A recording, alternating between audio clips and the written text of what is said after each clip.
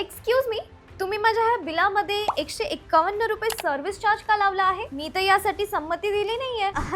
Madam, हा आमच्या स्टाफसाठी आहे. आम्ही प्रत्येक ग्राहकाच्या बिलात हा चार्ज लावतो. ओ अच्छा, असं आहे का? तर तुम्ही हा चार्ज जबरदस्तीने घेऊ नाही शकत. ग्राहकाच्या संमतीशिवाय तुम्ही सर्व्हिस चार्ज लावू नाही शकत. अरे मॅडम, आम्ही मेन्यू कार्ड वरती पण त्याचा उल्लेख केला आहे. अरे फक्त मेन्यू वरती लिहिणं पुरेसं नाहीये मॅडम. ग्राहकाला आधी स्पष्टपणे सांगून त्यांची संमती घेणं आवश्यक आहे. अच्छा, खरंच याबद्दल पण कायदा आहे का? हो, मग अलीकडेच जालंधर जिल्हा ग्राहक आयोगाने एका ग्राहकाच्या बाजूने निर्णय दिला. एका रेस्टॉरंटने एका वकिलाच्या बिलात त्यांच्या संमतीशिवाय 151 रुपये सर्व्हिस चार्ज लावला होता. ओ, मग पुढे काय झालं? मग काय, आयोगाने रेस्टॉरंटला 151 रुपये व्याजासह परत करण्याचा आदेश दिला आणि तसंच अननेसेसरी व्यापार पद्धती आणि मानसिक त्रासामुळे 15,000 नुकसान भरपाई देण्याचाही आदेश दिला. म्हणजे ग्राहकाच्या संमतीशिवाय सर्व्हिस चार्ज लावल्यास मोठी कारवाई होऊ शकते. अगदी बरोबर. ग्राहकाची स्पष्ट संमती नसताना सर्व्हिस चार्ज आकारणे ही अनावश्यक व्यापार पद्धत मानली जाऊ शकते.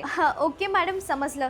आम्ही ग्राहकांना यापुढे स्पष्ट माहिती देऊ. हा द्या, मी चेंज करते. हो हो, चेंज करा आता बिलला. आणि तुम्ही पण बिल भरण्याच्या अगोदर हे नीट तपासा. तुमच्या संमतीशिवाय सर्व्हिस चार्ज लावला गेला असेल तर त्याबद्दल नक्की प्रश्न विचारा. तुमचे ग्राहक हक्क जाणून घ्या आणि तुमचे पैसे वाचवा. आणि अशाच महत्त्वपूर्ण माहितीसाठी बॉसवाला मराठी चॅनलला सबस्क्राईब करायला विसरू नका.